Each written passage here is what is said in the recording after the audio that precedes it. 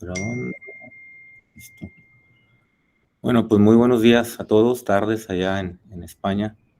Este, pues nuestra speaker de hoy, pues no necesita presentación, todos aquí la conocemos bastante bien. Es Maite, de la Universidad de Granada. Muchas gracias, Maite, por aceptar la invitación para hablar aquí. Como sabemos, Maite y en general el grupo de Granada pues trabaja mucho en polinomios ortogonales de varias variables. No sé, creo que esta charla Hoy también no, tiene. Hoy no, entonces vamos a hoy ver no. algo distinto. Es decir, yo pensaba que de alguna manera había varias variables aquí, pero no lo veía tan claro en el título. Entonces, pues nada, muchas gracias, Maite, por aceptar la invitación y adelante. Bueno, muchísimas gracias. Gracias por la presentación. Gracias por la invitación a contaros algo de lo que hacemos. Y bueno, pues estoy muy contenta de participar por fin en el seminario de RIPOEFA. Y bueno, pues la verdad es que es muy agradable ver la gente, aunque sea en virtual, pero poder veros y compartir con vosotros una de las últimas cosas que hemos estado trabajando por aquí. Esto que os voy a contar es un trabajo que conjunto con Lidia Fernández, con Paco Marcellán y con Miguel Piñar, y acaba de salir recientemente en Applied Numerical Mathematics. Ha puesto ahí en la transparencia. Entonces, este, este trabajo que hemos hecho es un trabajo como que nos lo debíamos nosotros mismos desde hace muchísimo tiempo, porque nuestros inicios en este campo fueron en polinomios ortogonales de Sobolev. Estuvimos trabajando ahí mucho tiempo, muchas de las tesis nuestras están ahí, y luego cambiamos a polinomios multivariados. Y de vez en cuando volvemos a cosas univariadas o cosas que nos interesan, y en este caso es bastante, por lo menos nos ha resultado, creo que a todos, muy interesante volver a los orígenes a, a, y aplicar los polinomios ortogonales de Sobolev a una cosa no sé, tan llamativa como es la ecuación de Schrödinger en este caso. Entonces, bueno, yo recuerdo que al principio, cuando nosotros publicábamos en Polinomios Ortogonales de Sobolev, las introducciones se ponían casi siempre las mismas cosas, y era que se podían utilizar para el diseño de métodos espectrales, pero nunca hicimos ningún método espectral hasta ahora. Entonces, cuando nosotros estudiábamos los polinomios de Sobolev, aparte de porque son muy interesantes en sí mismos, siempre decíamos que era muy interesante el que se servían para la aproximación simultánea de las funciones. Y aquí, pues sí que hemos encontrado, al cabo de mucho tiempo, hemos encontrado una forma de aplicarlos que, bueno, pues pensamos que es bastante bonita, o por lo menos original. Bueno, esta charla tiene todos estos puntos, que bueno, son más puntos que cosas. Primero, contaré un poco lo que es la ecuación de Schrödinger y cuál es nuestro objetivo. También recordaré qué es el método de aproximación variacional, que es un método que ya estaba diseñado, que eso nosotros no hemos hecho nada. Después voy a contar la ecuación que queremos resolver, o la ecuación a la cual le queremos aplicar nuestros métodos basado en polinomios ortogonales de Sobolev, que es la ecuación de Schrödinger extraccionaria, que es un caso particular de la ecuación de Schrödinger y además bastante simple, empezando, bueno, digamos que es un primer caso de estudio. Luego vamos a estudiar los polinomios ortogonales de Sobolev que surgen ahí y cómo se aplican, las funciones test, que sirven ya para resolver el problema en particular, un poco de análisis de Fourier, y finalmente pues voy a mostrar un experimento numérico. Bueno, este es Schrödinger, Edwin Schrödinger, que, bueno, pues todo el mundo conoce a Schrödinger.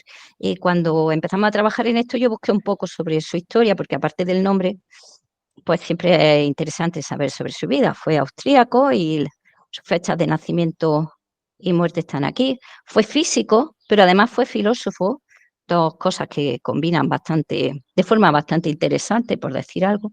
Ganó el premio Nobel en el año 1933 por la ecuación de Schrödinger.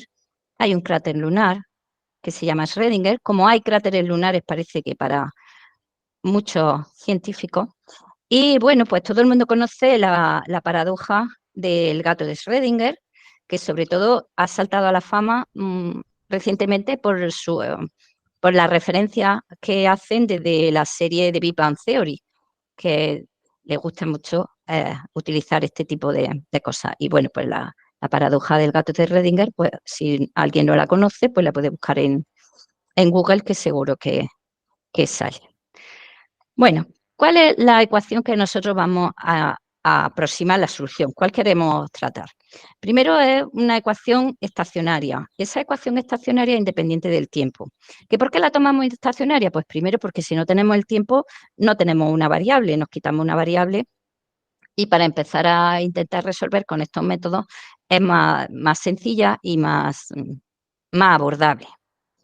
Después, la ecuación de Schrödinger lo que hace es que describe lo que se llama el oscilador armónico, que es la evolución de una partícula en mecánica cuántica, pero en un contexto no relativista. Es decir, lo que hace es estudiar la física de las partículas pequeñas, o sea, de los átomos, de las partículas, los electrones. Bueno, yo de física, por supuesto, no sé casi nada, pero en realidad lo que hace es eso, estudiar esa parte.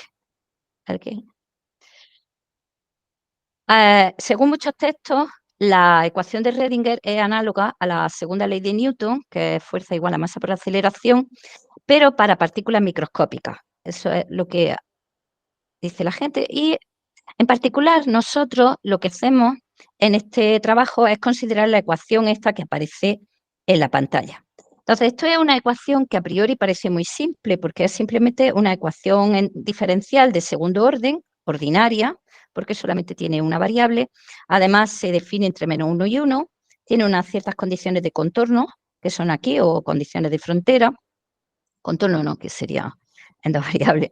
Las condiciones de frontera que aparecen aquí, que se toman como cero, aunque se podrían tomar cualquiera otro valor, porque por una simple transformación. Pero bueno, se toma como cero porque es mucho más sencillo. Entonces, cuando uno observa la ecuación, el lambda ese que aparece ahí es un valor que se toma positivo, el v es el potencial, y el potencial se supone que es positivo o cero en todo el intervalo, y f de x es lo que se llama el campo externo. Entonces, nuestro objetivo es resolver esta ecuación de aquí, este problema de valores en la frontera. Ese es nuestro objetivo y más que resolverlo, lo que queremos es aproximar la solución. Para eso, pues voy a repasar el método de aproximación variacional por si alguien no lo recuerda o no lo conoce. Entonces, ¿qué se hace en la formulación variacional? Esto es una parte del análisis numérico. Aquí abajo he puesto una referencia, que es el libro de Ciarlet del año 1988, es decir, esto es una cosa muy antigua. Digamos que la forma de intentar resolverlo es lo que es diferente. Entonces, en este libro se explica muy bien cómo es la formulación variacional de un problema de este estilo, no exactamente de la ecuación de Schrödinger, pero sí para un problema de este estilo. Entonces, nosotros suponemos que tanto el potencial como el campo externo son funciones continuas. Y lo que queremos es encontrar una función u de x, de clase 2, por supuesto, porque tenemos aquí la derivada segunda, que sea solución de este problema.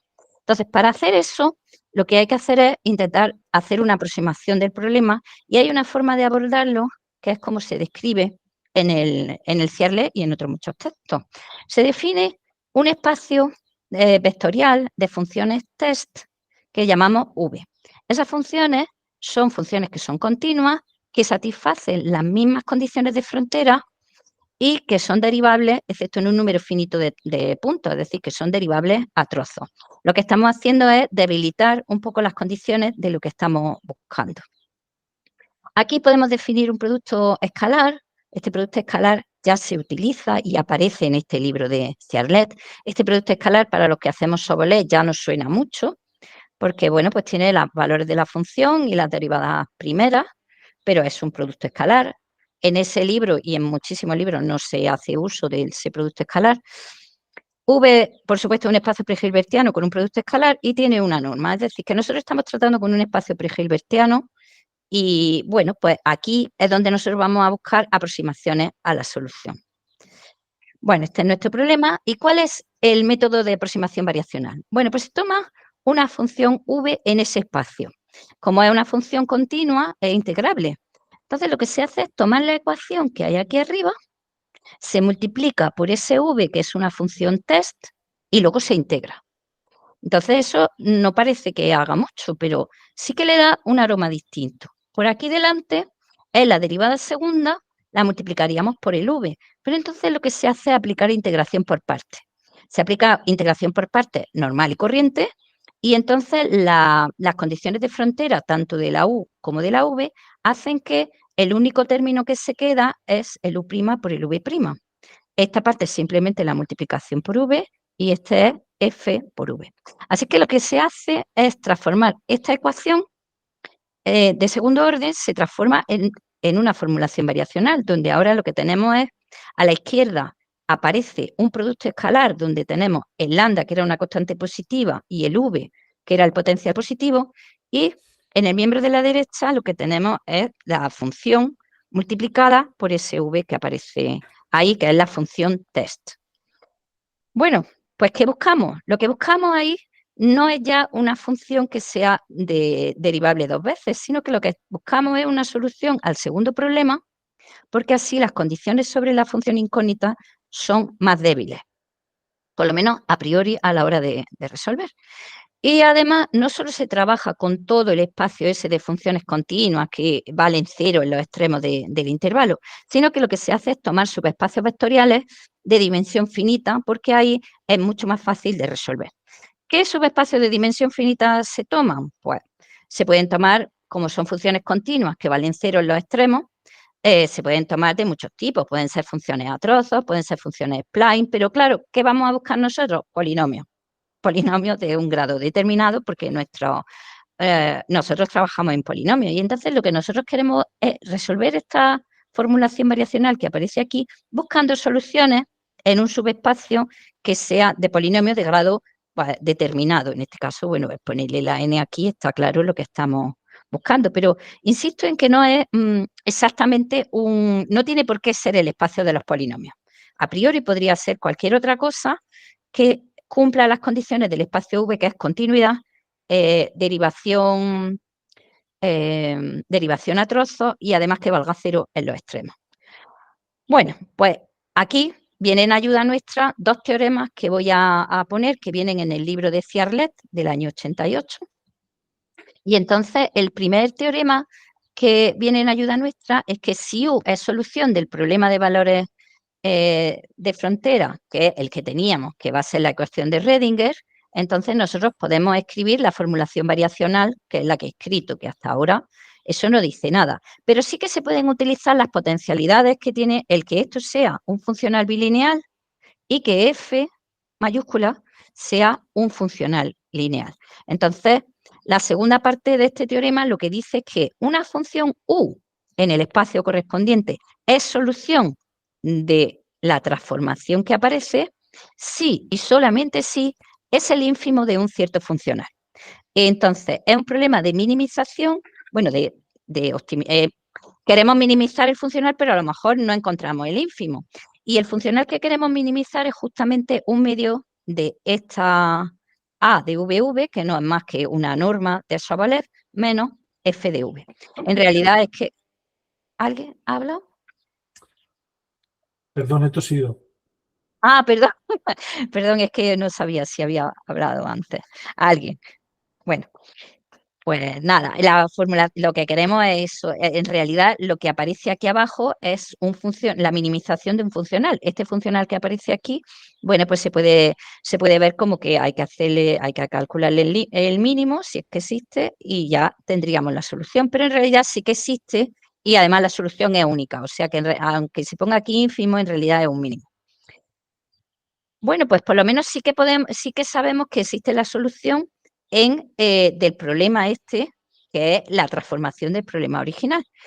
Pero, ¿podemos pasarnos a un subespacio de dimensión finita? Porque, claro, si nosotros tenemos que buscar la solución en un espacio como V, que es de las funciones continuas, etcétera, pues digamos que el espacio es demasiado grande y no se puede trabajar bien con él. Pero si tomamos un subespacio de dimensión finita, las cosas ya empiezan a mejorar.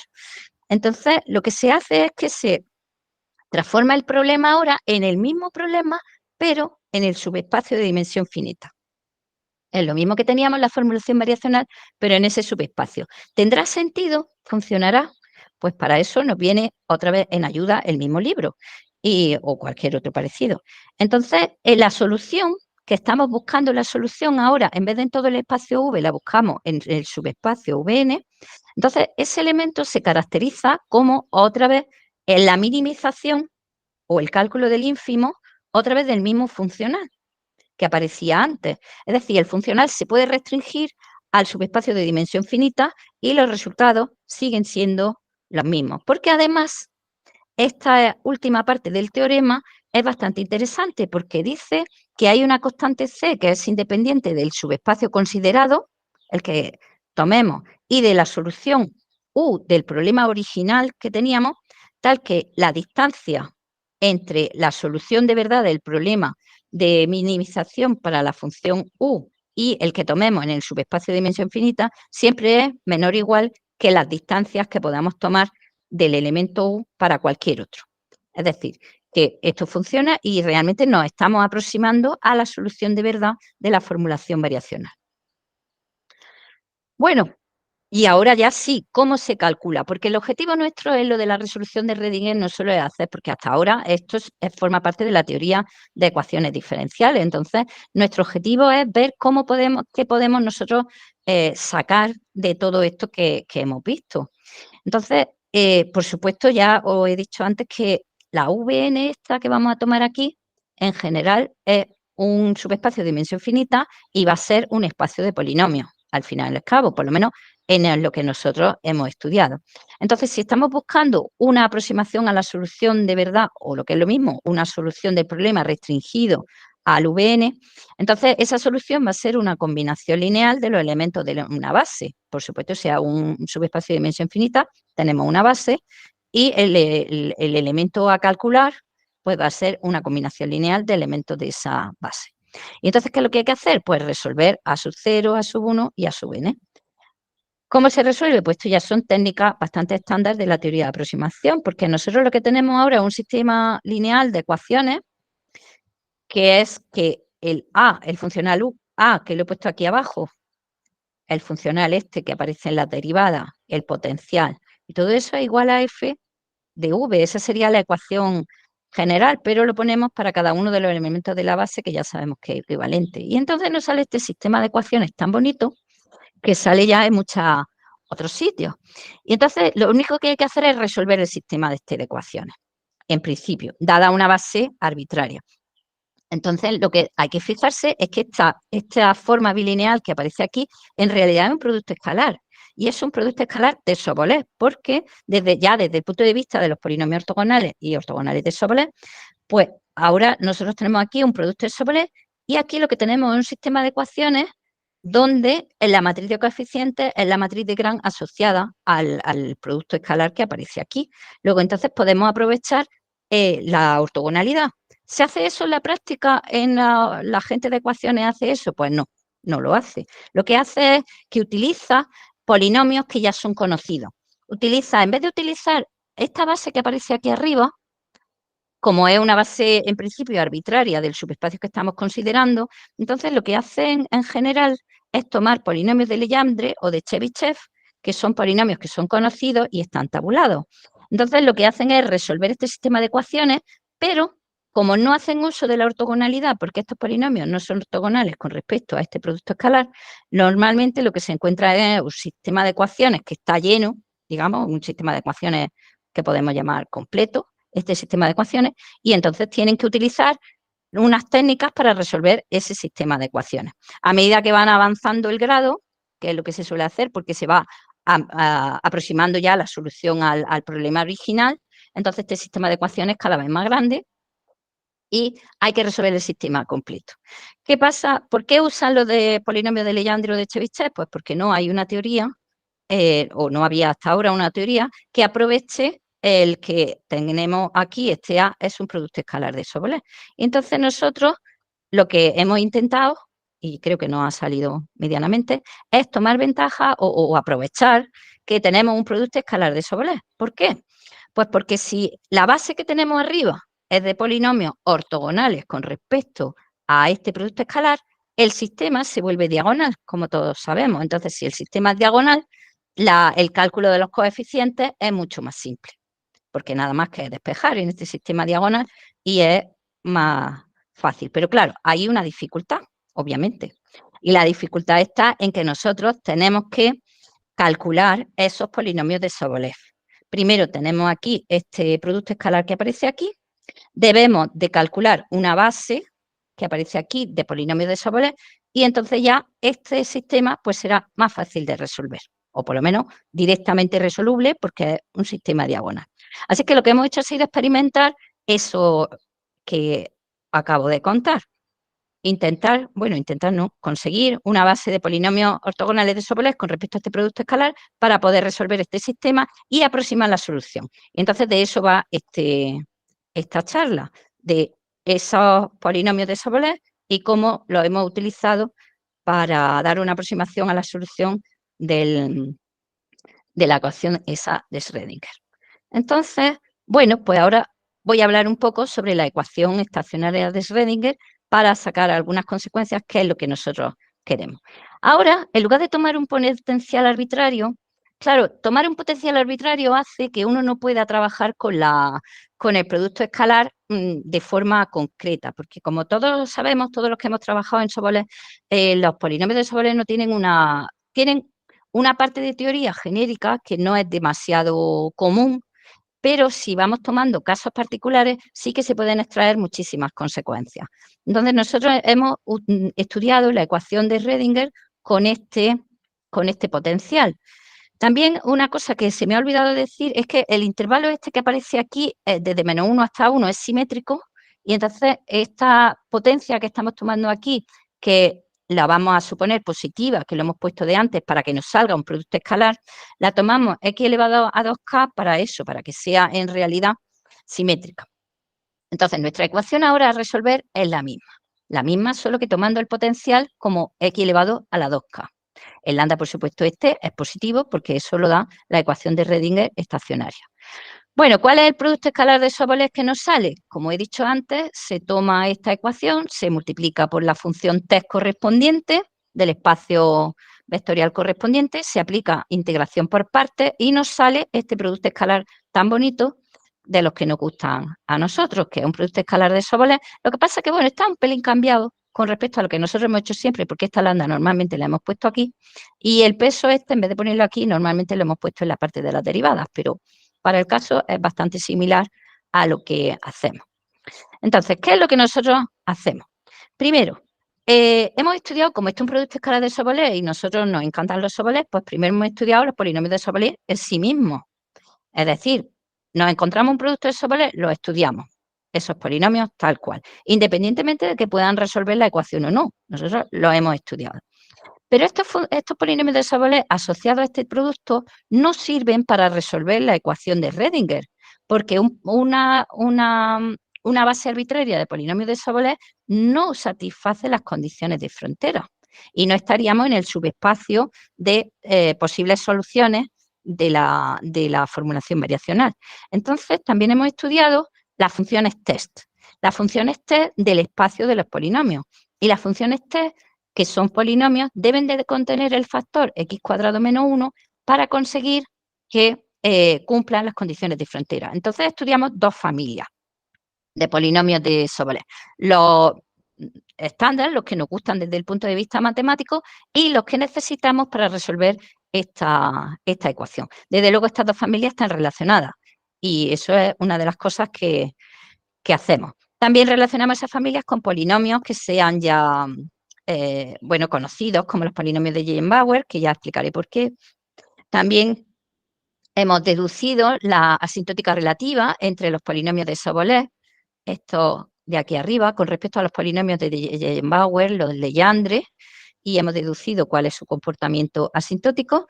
Hemos sacado quiénes son los coeficientes de Fourier-Sobolev, porque, bueno, los coeficientes de Fourier-Sobolev serían las soluciones a ese sistema de ecuaciones que he puesto antes y que me sirven para resolver la ecuación. Y además voy a mostrar un experimento numérico, que ya lo hacemos todo. Bueno, recordemos un poquito los polinomios de Eisenhower. ¿Por qué? Pues porque los vamos a utilizar simplemente. Entonces, la notación que nosotros hemos puesto lo hemos puesto en T, y aquí es la función peso de los polinomios de Eigenbauer. Estos es un intervalo simétrico, peso simétrico, y por supuesto para que esta integral sea convergente y tenga sentido, mu tiene que ser mayor que menos un medio, estrictamente. Bueno, por cierto, estos polinomios son mónicos. Está escrito aquí arriba, son mónicos. Entonces, bueno, hay una expresión explícita hipergeométrica, que es esta tan bonita, aquí con sus factoriales, símbolos de Pochhammer, etcétera. Los polinomios de Legendre son simplemente cuando la función peso vale 1, o sea que mu vale un medio, y esto lo vamos a llamar Pn, como es habitual en los libros.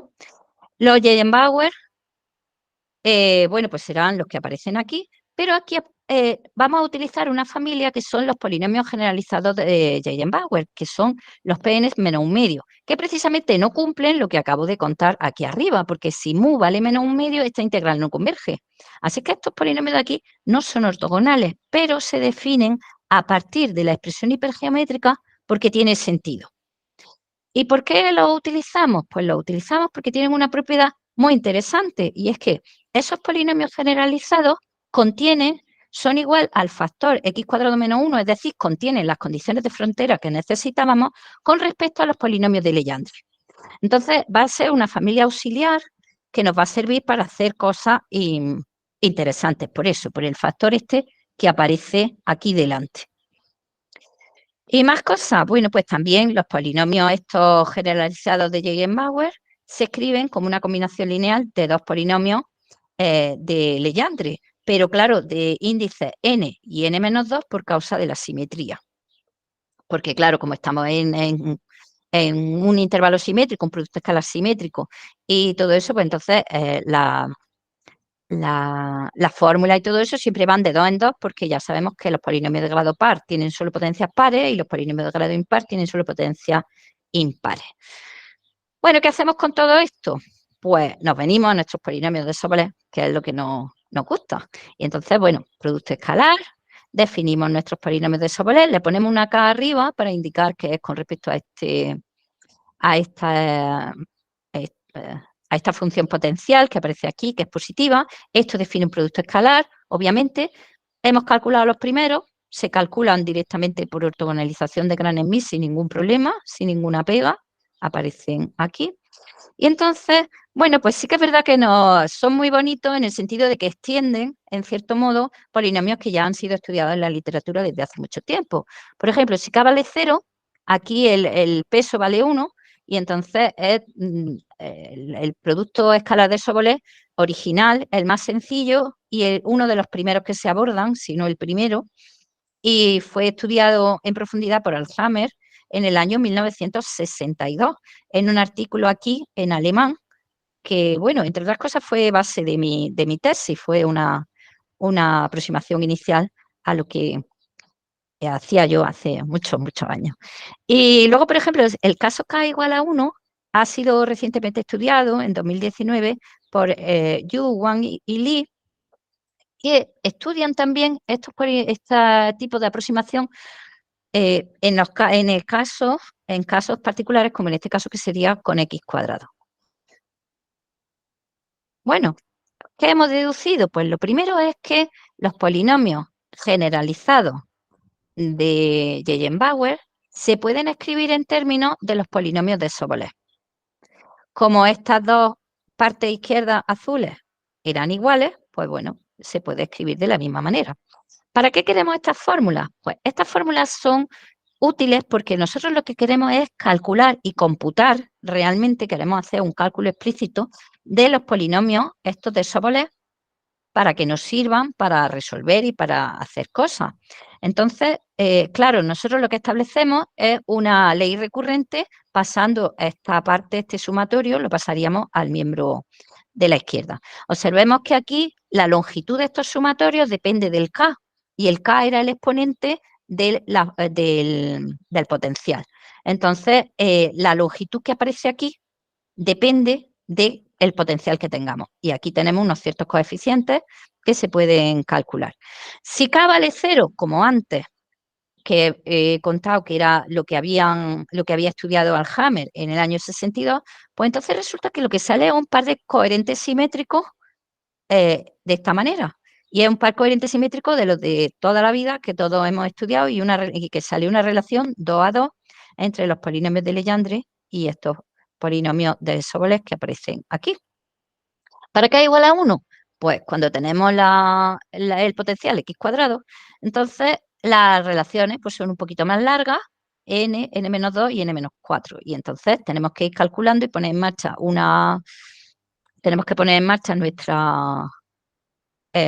nuestro cálculo para ir sacando quiénes son cada uno de esas partes. ¿Cómo los computamos? Porque nuestro objetivo es calcularlos. Entonces, primero, conocemos la relación de recurrencia tras términos para los polinomios de Legendre. Sabemos que es 1x y esta es la relación de recurrencia cuyo coeficiente es el que aparece aquí, n cuadrado partido por 2n más 1 por 2n menos 1.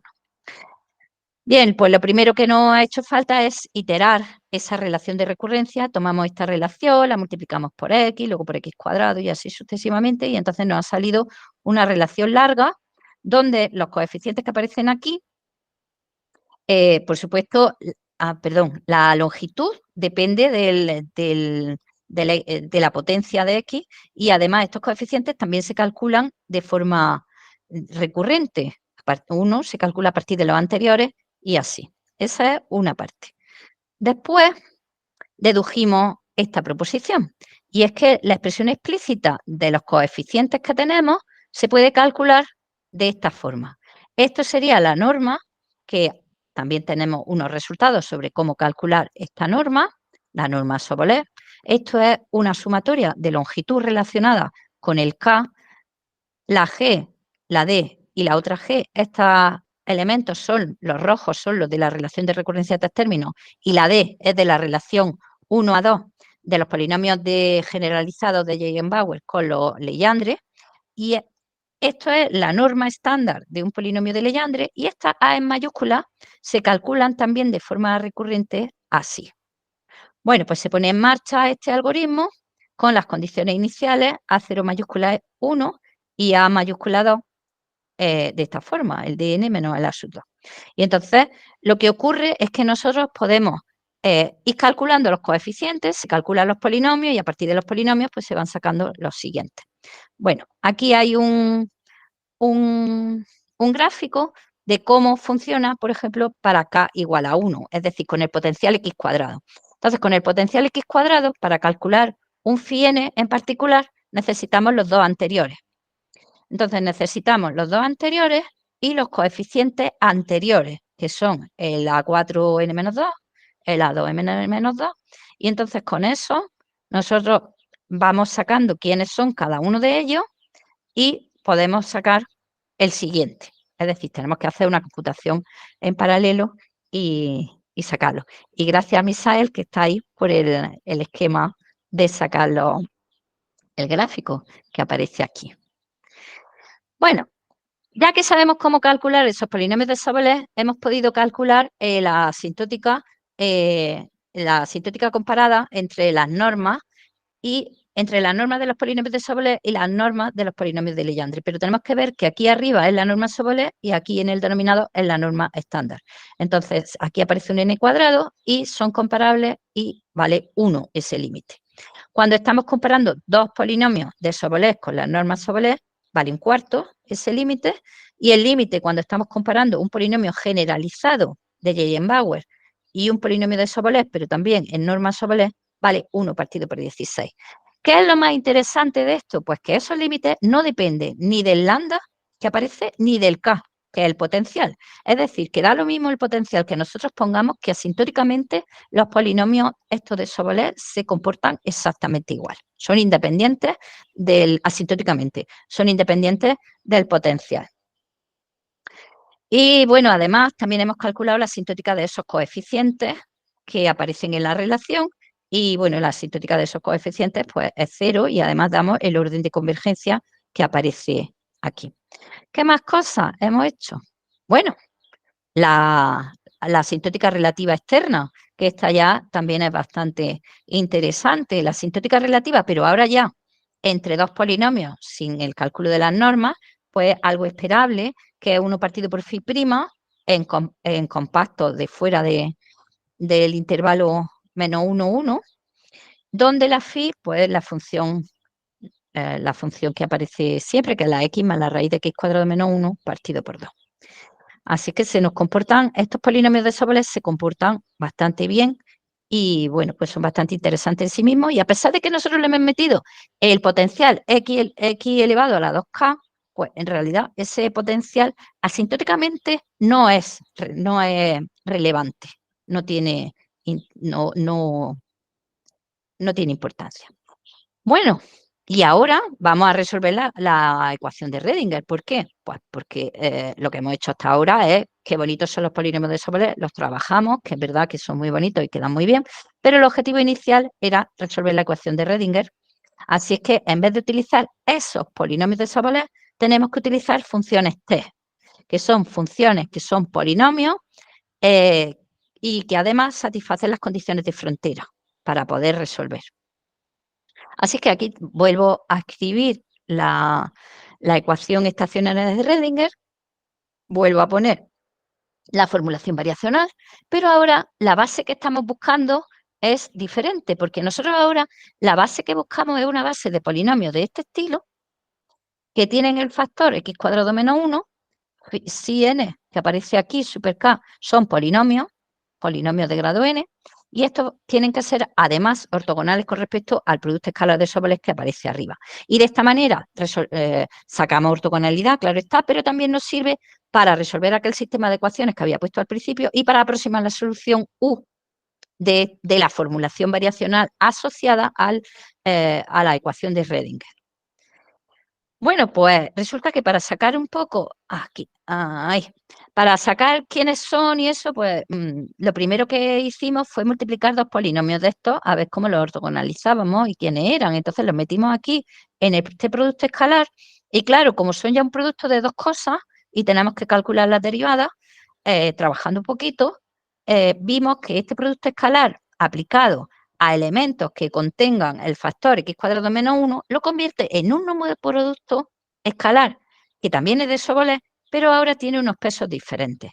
Entonces, la parte de las derivadas, que aparece aquí, está asociada al peso 1 menos x cuadrado y al cuadrado, que es un peso de Eigenbauer normal y corriente. Y la parte, esta k que aparece arriba no es ninguna potencia ni ninguna derivada. Esta k que aparece aquí es justo la del potencial. La del potencial. Entonces, esta parte que es sin derivar, que corresponde a esta parte de aquí, le sale este peso. Y este peso va cambiado porque también tenemos que tener en cuenta las derivadas cruzadas, que trabajando un poquito con las derivadas cruzadas ya conseguimos meterlas en los dos lados, tanto en la parte de las derivadas como la de no derivadas. Y entonces lo que nos sale ahora es que estos polinomios que aparecen aquí sin el x cuadrado menos 1, podemos verlos también como polinomios que son ortogonales con respecto a un segundo escalar, un segundo producto escalar de Sobolev, que es el que aparece aquí. Luego entonces, en realidad, aunque parece que las funciones T iban a estar muy alejadas de los productos escalares de Sobolev y de la teoría de Sobolev, no lo es tanto. Lo único que hemos hecho ha sido cambiar de producto escalar y ya está. Y aquí además este producto escalar vuelve a ser simétrico y estas dos funciones que aparecen aquí vuelven a ser funciones peso y lo único que hay que hacer es estudiarlo de nuevo. Y entonces, una vez que lo estudiamos de nuevo, nos sale ahora una relación exactamente igual que salía con los otros polinomios phi, los que eran Sobolev, pero sin ser funciones T, sin contener el x cuadrado menos 1. La diferencia está en que en el miembro de la izquierda ahora es 3 medios. Y en el caso de 3 medios, pues son polinomios de Eigenbauer ortogonales con respecto al a la función peso 1 menos x cuadrado elevado a 3 medios menos 1, que sería A1. 3 medios menos 1 medio, perdón, son 2 medios que son 1, es decir, que son ortogonales con respecto a 1 menos x cuadrado. Y esta forma de trabajar aquí, pues también nosotros hemos hecho un algoritmo parecido, parecidísimo al que hemos hecho con los polinomios phi y con unas técnicas de cálculo que son no iguales, por supuesto, porque las familias son distintas, pero son análogas, tienen los mismos pasos y tienen operaciones similares, cómputos similares. Entonces, hemos visto que realmente también la forma de cálculo, el algoritmo de cálculo nos sirve también para calcular esto sí, adaptando, por supuesto, cada uno de de los pasos. Bueno, ¿qué más cosas? Pues vamos a hacer un poquito de análisis de Fourier. Es decir, ¿para qué queremos el análisis de Fourier? Pues porque el objetivo era calcular la solución y ya estamos intentando resolver esa ecuación. Así es que nuestro objetivo ahora es aproximar la solución. La solución, por supuesto, se puede aproximar, la solución al problema variacional se puede aproximar por las técnicas de Fourier.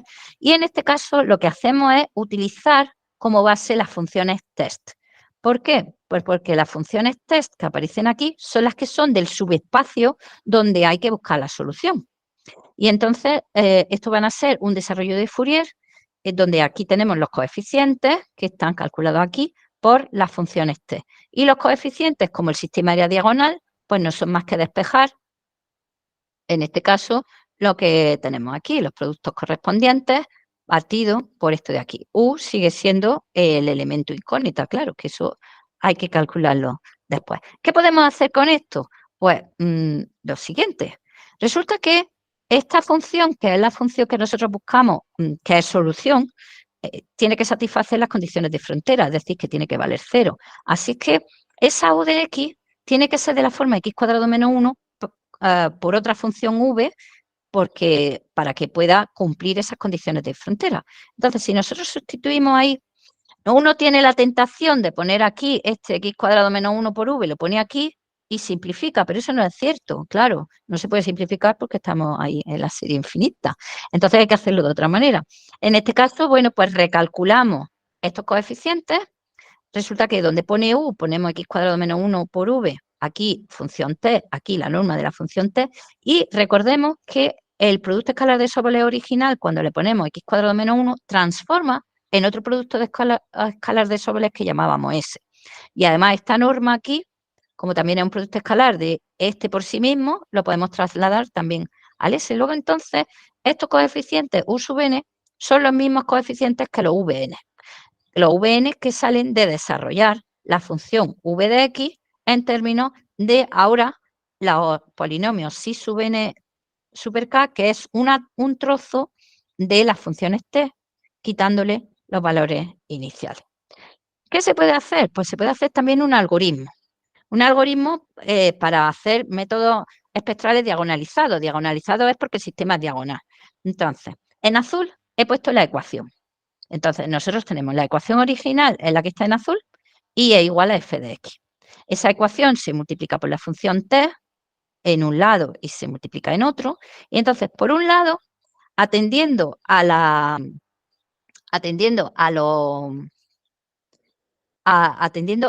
definición de los coeficientes, entonces sería el u gorro sub n que he puesto antes por la norma de los si sub n. Aquí le falta un super k. Y por este lado ponemos aquí una f tilde de n. También tenemos que observar que aquí lo que estamos multiplicando es la función que era el campo externo por la función t. Es decir, que esto también forma parte de otro desarrollo de Fourier para la función f. Bueno, como teníamos el resultado que he escrito antes, que los p3 medios se escriben en términos de los Sobolev, sustituimos ¿dónde sustituimos? Sí. Bueno, sustituimos aquí, está así, y entonces una vez que sustituimos, aplicamos la fórmula, y entonces si despejamos nos sale que el coeficiente de Fourier de f de x, pero en la base de los Gegenbauer 3 medios, que es peso 1 menos x² elevado a 1, este precisamente es su peso, que es precisamente el que sale de la función este, entonces se puede escribir como una ley recurrente de coeficientes de este lado. Bien, pues haciendo todo eso, lo que ocurre es que nosotros podemos calcular estos coeficientes f tilde que aparecen aquí, utilizando todo lo que aparece arriba, haciendo un poco de recurrencia.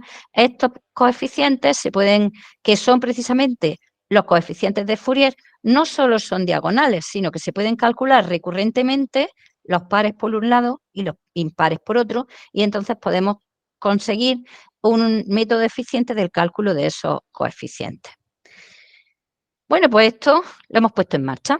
Lo hemos puesto en marcha con una cierta ecuación, una ecuación particular. Hemos puesto esta ecuación porque, bueno, creemos que tiene que se ve bastante claro, se podrían utilizar otras. Esta la hemos puesto porque sabemos quién es la solución y entonces hemos probado nuestro método con respecto a la solución exacta que aparece ahí. Hemos tomado en este caso K igual a 2, el potencial es X a la cuarta, tenemos nuestra ecuación de Redinger igualado a un campo externo. Este campo externo que hemos puesto aquí también está en términos de una exponencial, condiciones de frontera y hemos tomado este lambda de aquí como 10. Se puede tomar en realidad cualquiera, pero bueno, nosotros le hemos puesto 10.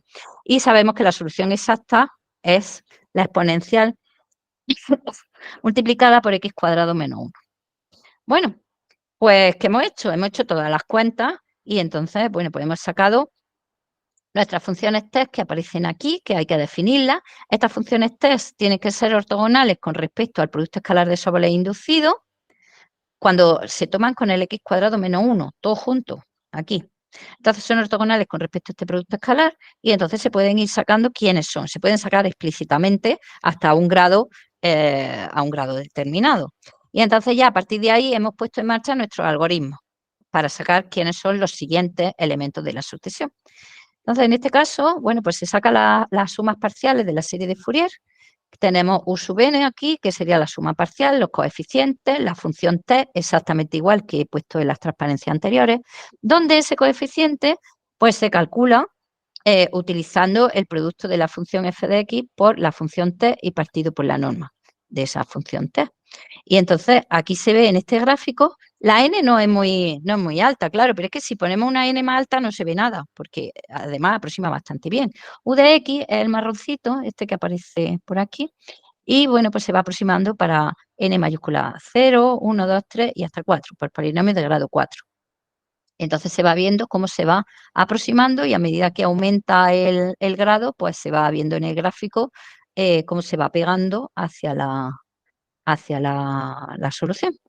Y bueno, pues aquí tenemos hemos dibujado también hemos dibujado en gráfica logarítmica los errores de la norma de Sobolev y vemos que decrecen de forma bastante rápida. En este caso ya lo hemos calculado hasta 18, claro, que ya es un poquito más alto. Y bueno, esto es todo lo que quería comentaros hoy, contaros que ha sido un placer hablar para vosotros y también que no pueda, que no lo haya hecho, que estamos esperando por si alguno más os animáis. Muchas gracias. Muchas gracias. Maite, muy bonita la charla. Pues tenemos tiempo para, justamente se tomó los 50 minutos, Maite, muy exacto todo. Fue una buena aproximación.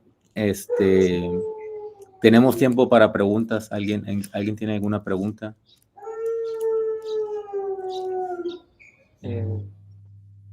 Sí, yo. Bueno, muchas gracias por la charla, súper interesante. A ver, bueno, imagino más o menos la respuesta, pero ¿por qué os habéis quedado solo a un orden de Sobolev? Si hubierais ¿Cómo que a un considerado, orden?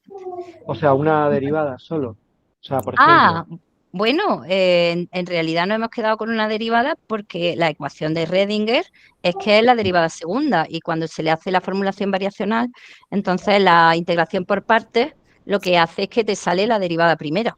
Entonces, que en realidad el producto de Sobolev viene dado por el problema en sí. Si tuviéramos otro tipo de derivada, otro tipo de problema, pues nos saldría otra. o sea, por ejemplo, si hubierais considerado una segunda derivada, la aproximación no hubiera mejorado. ¿Como una segunda derivada? ¿En qué sentido? En el producto interno de Sobolev. En realidad, el producto interno de Sobolev, si toma una siguiente derivada, entonces el sistema para resolver y para aproximar la solución ya no es diagonal, porque ese producto de Sobolev no estaría ajustado para esa ecuación. ¿Que se puede estudiar con derivadas siguientes? Claro, por supuesto, hay muchos trabajos, bueno, voy a poner esto, en vez de eso, voy a poner esta, aquí que me gusta más. Y entonces, sí que puedes tomar, pero ese producto escalar y cualquier producto escalar, en realidad. Lo que pasa es que si no es el apropiado, digamos que la resolución del problema de Redinger no es, digamos, la adecuada. Nosotros no ha sido tanto el intentar estudiar el producto de Sobolev en sí mismo como el conseguir que es amoldar, digamos, el producto de Sobolev y nuestras técnicas a un problema que ya estaba hecho, porque esa ecuación de Redinger está ahí. Es decir, eso no nos lo hemos inventado nosotros, esa ecuación. Sí, ya tenéis la solución, digamos, y entonces veis qué tan buena es vuestra aproximación, ¿no? A Claro, algo conocido. en este Creo que caso sí. dime. No, dime. Sí, no, que en este caso efectivamente, porque nosotros lo que hemos hecho aquí lo hemos tomado en particular para nuestro experimento numérico, pero en realidad lo que aparece aquí en el miembro izquierdo, igualado a un campo externo arbitrario, entonces esta parte de aquí es una ecuación diferencial que es la ecuación diferencial que estudia Redinger. Si, por ejemplo, en vez de igualarlo a una función, lo iguala a 0, es que esa ecuación se puede despejar, la puedes sacar. Pero claro, la dificultad entraña en que tú le pongas aquí un campo externo diferente. O, por ejemplo, algo que no sepa exactamente quién es la solución. Creo que es un péndulo forzado eso. Un Sí, oscilador forzado. claro, es un oscilador armónico forzado, claro. Y sometido al campo externo. Vale. Bueno, muchas gracias. Y otra cosa, a lo mejor estaría bien, se me ocurre, creo que podría ser un programa interesante, en lugar de considerar el más menos uno, Sí. por parametrizar eso. ¿Es que? Uy, es que te oigo muy irregular. Sí, perdona, es que seguro que digo, parametrizar el más menos uno. De tal manera que a lo mejor se pudiera Sí. estudiar qué es lo que pasa cuando te llevas todo el soporte a más menos infinito. En realidad el oscilador armónico sin Sí, forzar es eso. Entonces no sé. sí. Sí, hombre, esto es un caso muy particular. Y es evidente que, claro, se puede estudiar qué pasa cuando las condiciones de frontera están en infinito. Sí, en el intervalo infinito, semi-infinito. Me consta además que hay gente que lo está haciendo. Yo no, pero hay gente que lo está haciendo y que, bueno, que está extendiendo este tipo de ecuación, la está extendiendo tanto por la parte de lo que sería la ecuación en sí, como por las condiciones de frontera. E incluso extendiéndola a más variables, ¿eh? Todo eso me consta que lo están haciendo. Bueno, nada, muchas gracias. Gracias a ti. Bien. Hay otra pregunta del doctor Dueñas. Sí, Maite. Mira, no, yo no sé si esto tiene que ver con la duda que tenía Edmundo, pero digamos lo interesante en este momento es que tú planteas pues una ecuación conocida, que se resuelve una ecuación conocida en física, pero nosotros siempre buscamos trabajar con polinomios de Sobolev en lo posible con derivadas superiores. Entonces, yo lo que imagino es que uno podría tratar de resolver ecuaciones diferenciales, partir de una ecuación diferencial de orden mayor para necesitar un producto Sobolev con una derivada superior. Y creo que eso podría ser interesante. Que haya una ecuación, no sé si en física pues podamos encontrar un ejemplo llamativo, pero en principio pues es tomar una ecuación, diría yo, una ecuación diferencial de orden mayor de 2 para que podamos trabajar con los polinomios que nos gustan, digo yo. Podría ser una Bueno, es darle también una perspectiva física y una perspectiva aplicada a los polinomios de Sobolev. Entonces, bueno, en este caso nosotros encontramos la ecuación de Schrödinger, pero por supuesto que habrá más ecuaciones y ya tengan aplicación física o no, que tengan una derivada superior. Lo que pasa es que lo de la derivada superior, me vaya a permitir que vaya para atrás, cuando aplica integración por partes, es que hay que tener en cuenta que la técnica está basada en la integración por partes. A ver si quieres. A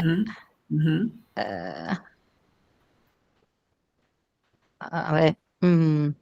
Es que como está basada en la integración por partes, depende, si pones una derivada superior, multiplica y aplica la integración por partes, a ver si llego.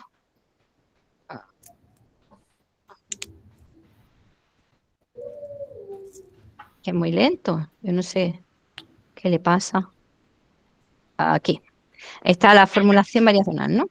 Entonces, lo que hace la formulación variacional es que toma esta ecuación entera la multiplica por una función test y luego aplica integración por partes.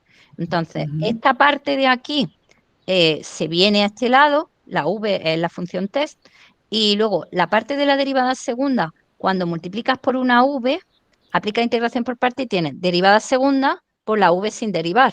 Entonces, cuando aplica integración por partes, una de las dos derivadas de la u se le carga a la v. Y las condiciones de frontera hacen que se te vaya el término que está sin integral. Entonces, claro, si pone una derivada de orden superior, en realidad es posible que tengas que aplicar partes dos veces. Y que las condiciones de frontera no sean solo en la función, sino en la derivada primera también. Sí. Porque es posible que tengas que aplicar dos veces. Pero yo creo que va a tener que ser de orden par para que sea un producto escalar, porque aquí te tiene que salir el mismo orden de derivación, porque si no, no es un producto escalar. No puedes poner aquí una derivada segunda y aquí una derivada primera o al revés, porque no va. Eso no hace que sea un producto escalar. Entonces es posible, bueno, se puede intentar con una derivada cuarta. Tercera no va a funcionar, pero una derivada cuarta a lo mejor. Gracias. Vi hace rato que había otra, no sé si fue un error, creo que Misael había levantado la mano. Ahí está Misael. A ver, es que era más o menos en la línea de la pregunta de Eddie. No sé si, yo supongo, pregunta, es que básicamente la familia de polinomios ortogonales que se utiliza tiene que ver con las condiciones de frontera, ¿no? Porque ahí básicamente son los extremos del intervalo de ortogonalidad de los Chebyshev y de los Power. Y si eso va a infinito, pues cambiaría la familia, supongo, ¿no? A la de Hombre, claro, porque tendría que ser, si por ejemplo pones en toda la recta real, tendrían que ser los polinomios de Hermite. Y desde luego también influiría que aquí el potencial que tú pones tiene que ser de forma especial para que cuando lo haces la integralista, pues tengas tú el peso correspondiente. Es decir, todo eso hay que hacerlo mirando que estas integrales tuvieran sentido, que los límites que estén bien definidas y todas esas cosas. Es decir, el problema no es solamente extender en las condiciones de frontera, porque para extender estas condiciones de frontera también hay que manipular un poco la ecuación, porque si no, no se puede hacer. Y básicamente lo que hay en las dos partes del punto escalar es, a ver, intuyo que será una especie de una modificación, o sea, dos pesos relacionados, uno siendo una modificación, en este caso polinomial del otro. Bueno, aquí es que esto lo puedes hacer, desde luego cuando lo puse en general, que es como viene en el libro, en el Ciarlet lo pone tal cual, ¿eh? Lo que pasa es que para ello, bueno, no tiene importancia. Aquí poner la V, que es el potencial, no tiene por qué ser X elevado a la 2K, puede ser cualquier potencial, con tal de que sea positivo. A ver si busco la ecuación, la pongo aquí. Esta es la ecuación general. Entonces, este V de X es un potencial que tiene que ser positivo y ya está, para que esto sea un producto escalar. Sí, pero si ese V, vale, si lo escogemos de manera conveniente, por ejemplo, para que sea un polinomio que sea totalmente positivo en el dominio de ortogonalidad, la relación que hay entre las dos partes del producto de Sobolev es una especie de transformación de Christoffel o de Jerónimo, uno del otro, porque sí, ¿no? Bueno, aquí no tienes peso. Entonces, por ejemplo, si quieres extender el intervalo, como no tienes peso, tendrías que ponerle aquí algo multiplicando o algo así. Sí, o por ejemplo... Es que multiplicar los dos lados. Claro, iría... Y sí, tienes razón que si pones peso, en vez de multiplicar por la función t, le metes una función peso, lo que sea, entonces realmente este v de x, pero sería una modificación de Christoffel si este v de x es un polinomio. Polinomio que es positivo en todo el intervalo de entonces sí, y puedes pensarlo así también, sí. Bueno, eso salía también en los pares coherentes, de hecho esto es como una extensión, nos tiene como casos particulares. Sí, ¿verdad? Es muy interesante. Eso era lo que quería, era un comentario más que una pregunta. Sí, está muy bien, está chulo, está interesante, sí. Vale, gracias. Hay una pregunta de Manuel Mañas. Sí, hola Maite, muchas gracias por la charla, me ha gustado mucho. A ver, tengo una pregunta, observación. Vale. Cuando doy clase en métodos a mis chicos de aquí en segundo de carrera de física, cuando hacemos los armónicos esféricos, nos salen los polinomios de Legendre y también las funciones de Legendre asociadas. Sí. Las funciones de Legendre asociadas no son siempre polinomios, hay los que llevan la raíz de 1 menos x cuadrado, pero tienen la virtud para lo que tú quieres que se anulan en el polo norte y en el polo sur. Es decir, Sí. se anulan justo en donde tú quieres que se anulen. Que has dicho que era una pega que tenían los polinomios ortogonales no Sobolev. A lo mejor, No, yo no he dicho que esa no es la pega. La pega que yo le veía es que no eran ortogonales con respecto a esto y que el sistema no era diagonal. Pero tú me decías que los de Legendre no se anulaban en 1 y menos 1. Ah, bueno. Bueno, Yo lo que te claro, digo los es- polinomios en sí, los ortogonales, pero las funciones sí pueden valer. Sí. No, pero lo que te digo que hay familias de polinomios de Legendre asociadas que sí se anulan en 1 y menos 1 y que se utilizan en la construcción de armónicos esféricos. Eso es lo que quiero llamar la atención, que a lo mejor os sirve o no os sirve. Y luego, Bueno, nos sirven como auxiliares, pero está esto. sí, eso lo he pillado, eso me ha gustado. Pero lo que te digo es que hay otros polinomios que sí que se anulan en 1 y menos 1 y que son conjuntos completos y ortogonales también. Sí, sí, sí. Vale, y luego, yo no soy el único físico aquí, ¿no? Ya. No lo soy, ¿no? El mundo. Tú eres físico, ¿no? ¿Hay algún otro físico en la audiencia? No. A ver, ¿me puedes presentar la ecuación de Schrödinger que has puesto al principio? Por favor. Me voy a meter contigo, Maite. Ya me lo imaginaba, sí, yo lo estaba esperando, la verdad. ¿Qué quieres que te diga? No sé A cuál es. Esa misma, ¿no? Ahí Está mismo. Sí. A ver. En la ecuación de Schrödinger los físicos no solemos poner la F. Y por eso solemos poner lo que llamamos energía, que para nosotros es muy importante. Entonces, ¿cuál es la energía ahí? Es que yo no soy físico. Vale. No, yo, o sea, lo que he leído por ahí es que la F es el campo externo, entonces probablemente es una energía externa, como ha dicho Edmundo, que será ¿cómo se llama? Que es forzado, ¿no? El péndulo. Un péndulo forzado. Pero Y ¿dónde está también. la energía? Porque la ecuación de Schrödinger estacionaria es la ecuación que te da las energías, son los autovalores del hamiltoniano. Y el hamiltoniano es el operador menos derivada segunda más lambda v. La energía la estás escondiendo en el v. Es desplazado el v. Ya. Vale. Entonces, el V es el que, o sea, el potencial se puede ver también como una energía o siendo una barbaridad. Normalmente la ecuación de Schrödinger en una dimensión en unidades normalizadas, que es la que estás utilizando tú, quedaría menos u segunda más v por u igual a e por u. Igual a e por u. Sí. Entonces, lo que pasa es que entonces te lo pasa, si lo estás multiplicando, es que estoy escribiendo, ¿no? Entonces, si es igual a e por u, pues te lo pasa al otro miembro y tiene v menos e multiplicado por u, ¿no? Claro, entonces normalmente no hay problema, pero cuando ya dices que es el oscilador armónico, en realidad, pues no lo es. Porque el oscilador armónico, hasta donde yo sé, corresponde al potencial 1/2 de k x cuadrado. Claro. Sí, eso sí lo sabemos. Y además es más k por x cuadrado. Claro. Entonces, los potenciales que has puesto son x elevado a 2k, o sea que son anarmónicos en el sentido de que tienen una potencia mayor. Sí. Pero bueno, era solo una observación.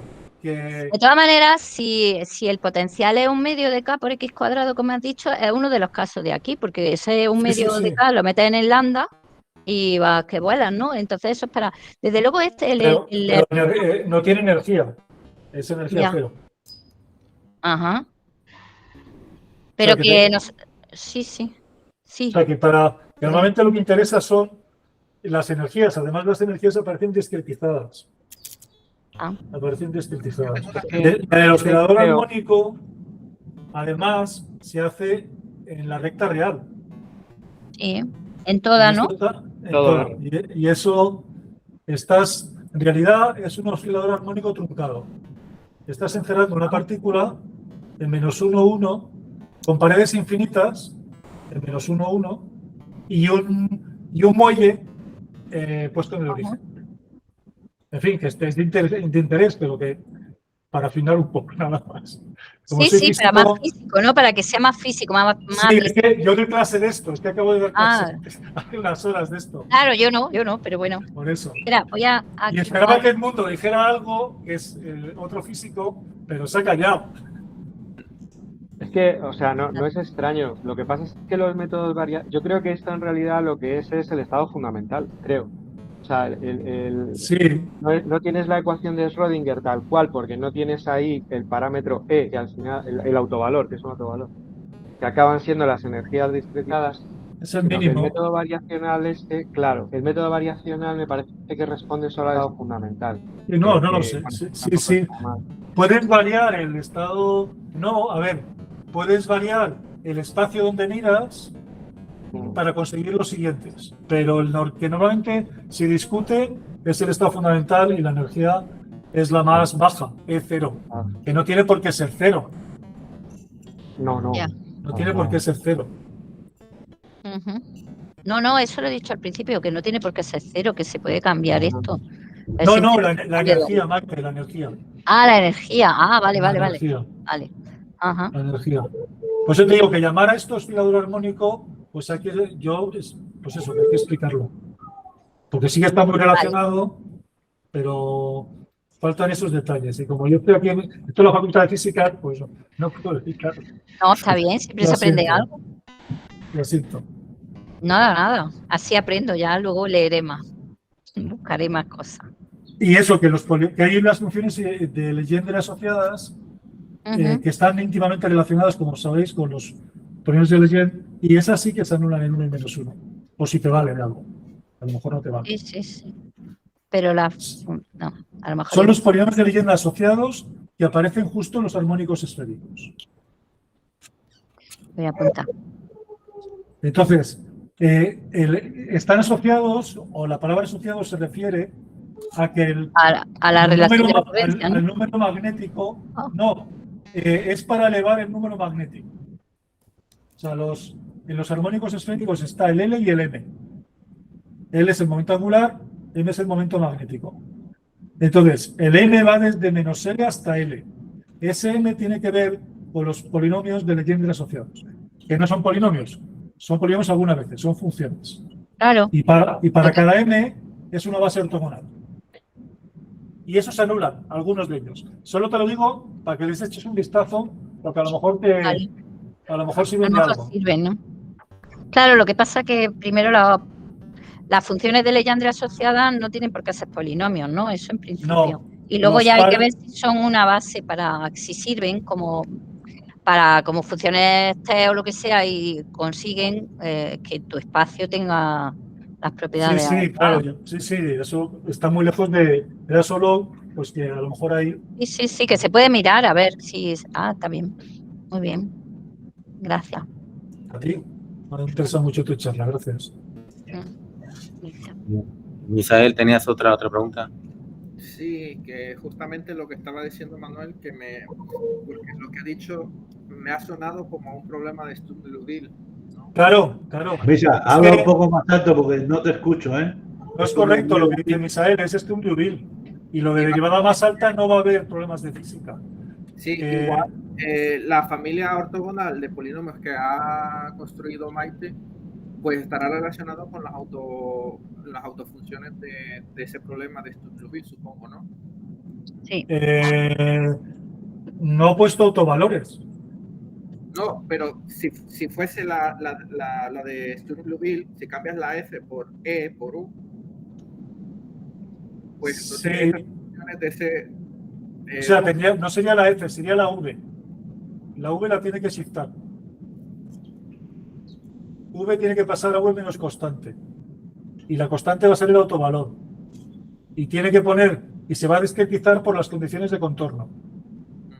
que 1 y menos, que son de tipo Dirichlet.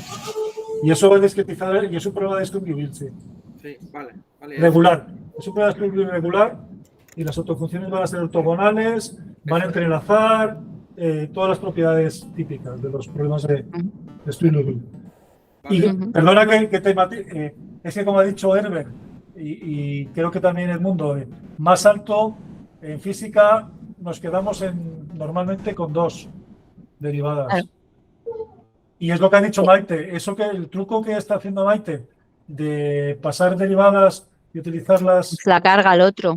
la carga al otro, Sí. yo es lo que son las identidades de Lagrange y que son clave en la teoría de Sturm-Liouville. Y para más altos yo no doy clase. Cuando doy clase en segundo no vemos nada más allá de Sturm-Liouville. Sí, sería un Perdón. poco forzar el problema para que salgan polinomios de Sobolev asociados a productos de escalas con derivadas de orden superior, pero sería, digamos que te pondría el problema al revés. Es decir, tú tienes qué polinomio de Sobolev quieres estudiar y entonces te pones el problema adecuado. ¿No?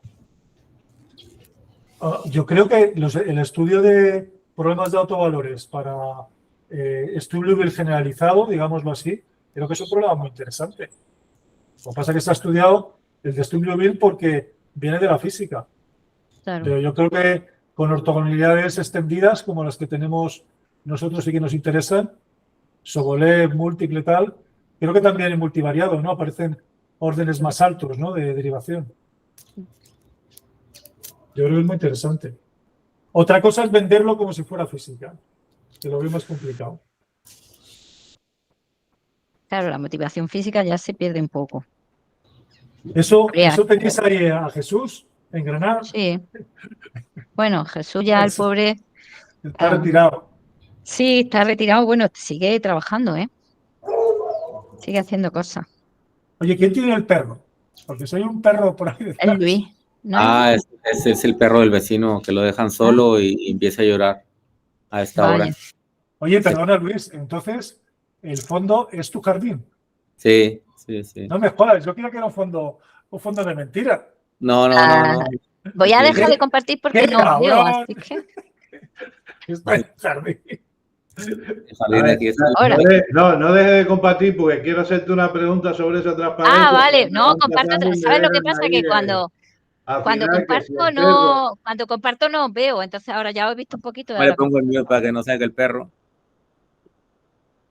Venga, ya estoy compartiendo otra vez. A ver.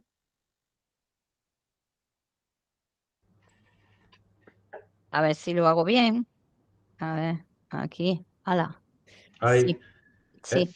En esa, por ejemplo, ¿En esta? ¿tiene interés en ese problema si f es un polinomio ortogonal con respecto a una cierta medida? ¿Por qué te digo? Porque si, por ejemplo, fuera un polinomio ortogonal f, F, vale. U es el polinomio ortogonal con respecto al operador diferencial. No sé si han visto la tesis de Jorge, de Borrego, que no está estudiado este operador, o sea, no es este, sino está estudiado si el que tienes a la izquierda es Jacobi o es el del... ya sé lo que dices. Pero claro, es que por ejemplo... Si F es un polinomio ortogonal. No sé, pero es que, por ejemplo, la parte izquierda no podría ser Jacobi porque le está faltando la derivada primera, ¿no? No, sería otro operador. La pregunta es solo si este problema, siendo f un polinomio ortogonal con respecto a una cierta medida, tiene interés o tiene sentido. Desde el punto de vista físico, quiere decir sentido. Matemáticamente, obviamente, tiene, y las U son los ortogonales con respecto al operador diferencial. Pero bueno, en realidad, cuando calculas los coeficientes y haces la aproximación de Fourier, entonces sí que está usando F, lo está multiplicando por un polinomio y luego lo está integrando. En realidad está haciéndole el producto de escalas con algo. Si F es un polinomio ortogonal adecuado, entonces probablemente va a funcionar. Wow, interesante. Pero no creo que se pueda hacer mucho. hay cosas No sé si funciona en este caso, pero hay cosas en esos trabajos que están hechos que siendo f un polinomio ortogonal con respecto a una cierta medida en que se tienen propiedades de u, a un cierto comportamiento asintótico. De hecho, hay unos ciertos modelos, más bien modelos de tipo electrostático para ese tipo de, en este caso, u, siendo f un polinomio ortogonal, u, que sería el llamado ortogonal con respecto al operador diferencial, que es una cosa que definieron Paco, Sacha y Guillermo en un artículo hace mucho tiempo, y que luego yo hice sobre eso la tesis de Jorge Borrego, pero después no he trabajado más con eso. O sea, no, el operador 1, el que es la primitiva, pero es más o menos exactamente lo que me llamó la atención, que aquí obviamente como baja los óvulos, pero que quizás eso podría funcionar siendo f ortogonal con respecto a una cierta medida. El -1, 1 es el infinito. No, era eso, porque lo vi ahí, veo que... Ah, qué interesante. Pues ya, la verdad es que ni se me había ocurrido que podía ser f algo que fuera ortogonal, porque en principio, claro, nosotros cuando pensamos en f, pensamos en un campo externo, una función. Bueno, el ejemplo está la exponencial.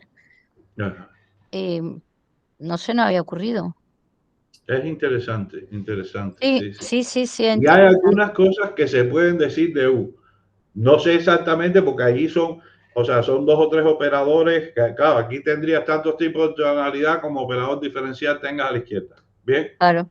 O sea, entonces hay unas cosas que se han estudiado, obviamente los clásicos, porque tiene ciertas propiedades y sabes que por ejemplo, que los polinomios clásicos son autofunciones y entonces, por tanto, desarrollas en términos de las autofunciones y cosas de ese tipo. O sea, unos trucos clásicos que se pueden. Aquí no sé, pero claro, obviamente depende de quién sea el V mayúscula, ¿no?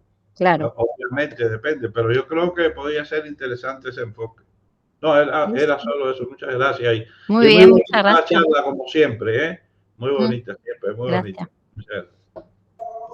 Muy bien. ¿Alguien más quiere comentar algo? Además de los perros que están ahí atrás, ¿no? Ellos tienen algo que decir.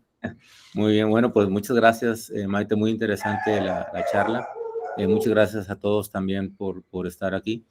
Y bueno, nada más el próximo mes, creo que en mayo, si no recuerdo mal, tenemos la charla de Edison Fuentes de la Universidad de Los Llanos en Colombia. Ya les mandaremos por ahí la información un poco antes de la fecha, ¿no? Pues muchas gracias a todos, qué gusto verlos a todos. Y sí, igualmente, muchísimas gracias por estar ahí y compartir la tarde, está muy bien, gracias. Bueno, gracias. Nos vemos. Hasta luego. ¿Cómo hacen eso para las manos estas que suben aplaudiendo? ¿Cómo lo hacen? La carita que tienes en medio abajo. Aquí arriba de la cámara están las opciones, entonces yo puedo mandar un corazoncito. Al lado de la cámara. Ah.